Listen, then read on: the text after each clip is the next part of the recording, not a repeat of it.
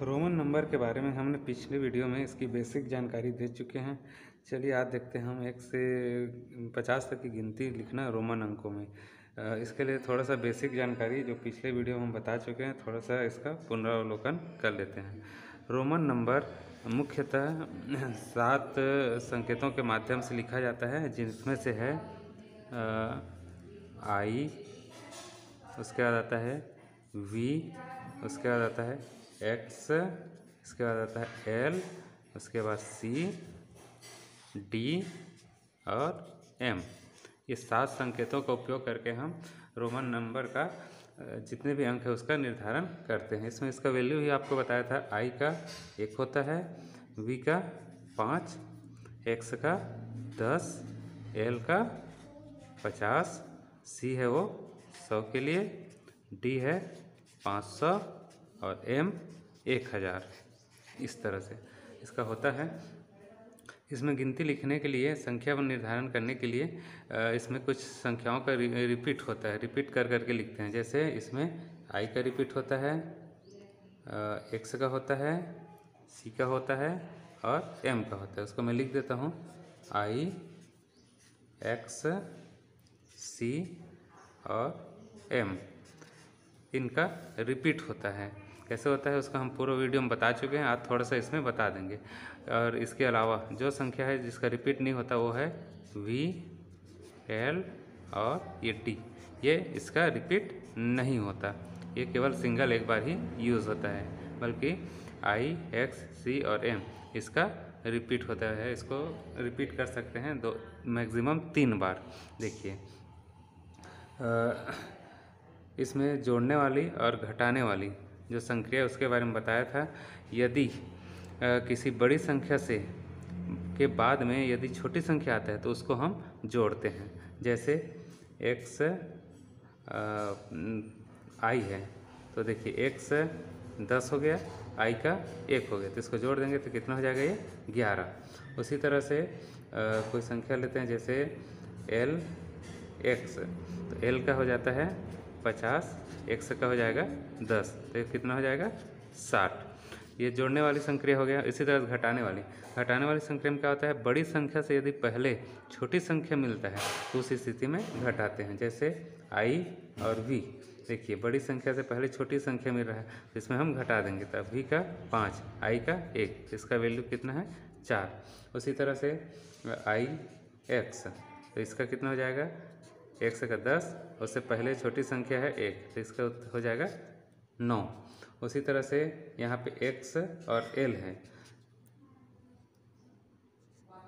जैसे एक्स और एल है, तो इसमें देखिए बड़ी संख्या से पहले छोटी संख्या, तो इसमें घटा देंगे। एल का होता है 50 और एक्स का होता है 10, इसका वैल्यू कितना हो जाएगा 40। तो 40 को हम कैसे लिखेंगे, एक्स एल के रूप में।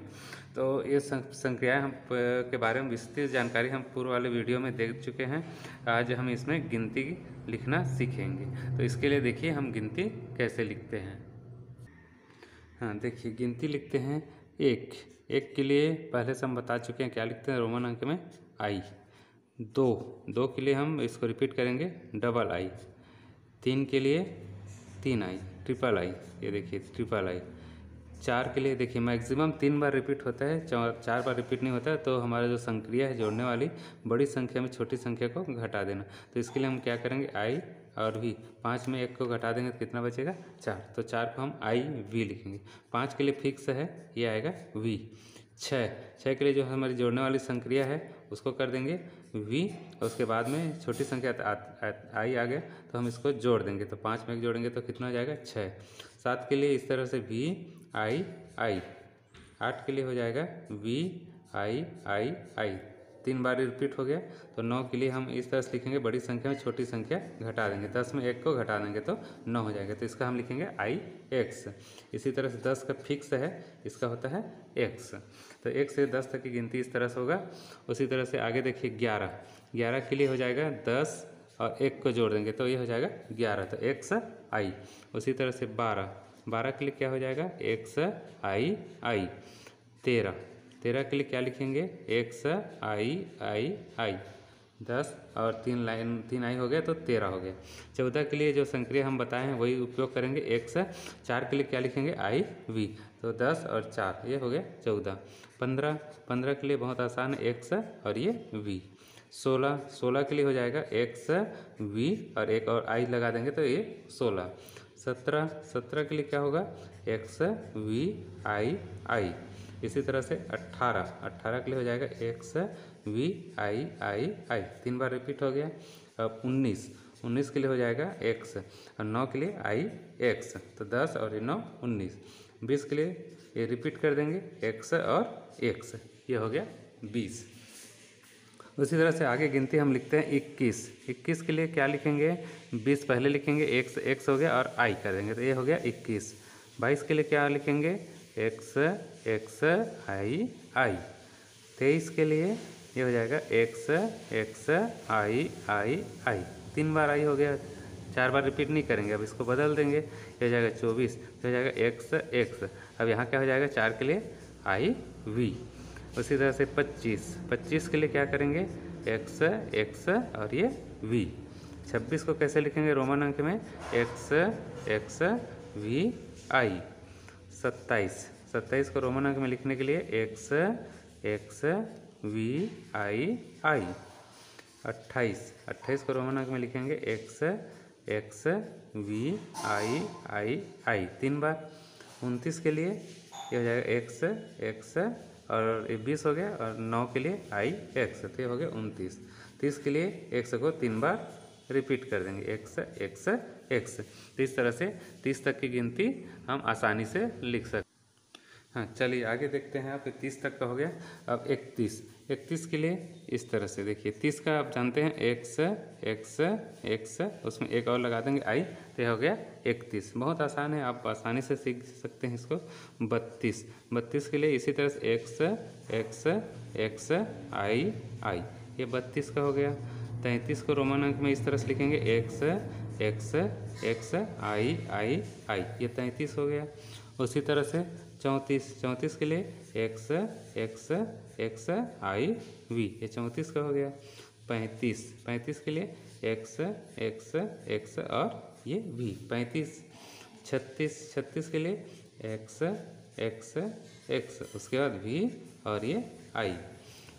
37 के लिए x, उसके बाद v i। 38 को लिखेंगे रोमन अंक में x v, उसके बाद i, इस तरह से 38 हो गया। 39 को कैसे लिखेंगे x, उसके बाद ये 9 i x, ये हो गया 39। उसके बाद 40 के लिए ये 3 बार रिपीट हो गया। 30 में 40 में हम 4 बार x नहीं लिखेंगे, इसमें हम जो घटाने वाली संक्रिया है, बड़ी संख्या में छोटी संख्या घटाना, उसको लिखेंगे इस तरह से x l। 50 में l 50 होता है, x 10 होता है, तो 50 में 10 घटा देंगे तो कितना बचेगा 40। तो 40 तक की गिनती लिखना आप आसानी से लिख सकते हैं, इसको सीख गए होंगे आप अच्छी तरह से। अब देखिए 41 को कैसे लिखेंगे, 40 का होता है x l, उसमें i लगा देंगे तो हो गया 41। 42 का लिखेंगे तो x l i, ये 42 हो गया। 43 में क्या हो जाएगा x l i, ये 43 हो गया। 44 में x l i v। 45 का क्या हो जाएगा x l ये v 45। 46 में x l जोड़ने वाली संक्रिया है, आगे लिख देंगे v, उसके बाद i, ये 6 और ये 40, तो कितना हो गया 46। 47 में x l v i। 48 में x l v i, ये 48 हो गया। 49 में x l i x, ये 49 हो गया। 50 में x l, सॉरी ये सीधा 50 का फिक्स है l, ये हो जाएगा l। 50 के लिए L। तो इस तरह से हम रोमन अंक में जो 50 तक की संख्या है उसका गिनती लिखे हैं। आगे इसमें देखते हैं हम 50 से और अधिक की संख्याओं को लिखते हैं, लेकिन पूरा हम नहीं बताएंगे, बीच बीच का बताते हैं, फिर आसानी से इसमें आप बना सकते हैं। हाँ, चलिए देखते हैं अब 50 से ऊपर अन्य संख्याओं के बारे में, जिससे आप पूरा गिनती लिख सकते हैं। मैं इसमें मुख्य रूप से संख्याओं का बता देता हूँ, आप आसानी से फिर आगे की संख्याओं को लिख सकते हैं। जैसे 50 तक हो गया, तब 51 लिखना है। 51 लिखने के लिए क्या करेंगे, 50 का L होता है और एक कर दिए 51, ये हो गया 51। अब इसको बढ़ाते हुए क्रम से इस तरह से बढ़ा देना, फिर आप आएंगे यहाँ पे 59 में। तो 59 को कैसे लिखेंगे, L हो गया 50 और I और 1 से कर दिए तो हो गया 59। 60 का क्या हो जाएगा, L का 50 होता है और 1 से लगा दिए तो हो गया 50 और 10 60। 61 कैसे लिखेंगे, 61 के लिए आप देखिए L और ये 60 हो गया, उसमें एक और लगा दी I तो हो गया 61। अब इसको क्रम से इसी तरह बढ़ाते हुए जाएंगे, आप पहुंच जाएंगे 69 में। तो 69 कैसे लिखेंगे, L X I X, ये हो गया 69। 70 के लिए L 50 हो गया, X ये 60 हो गया और ये X लगा दिए 70 हो गया। अब इस सीरीज को आगे इसी तरह बढ़ाते जाते हैं तो 71। 71 में क्या लिखेंगे, X यानी L X X I।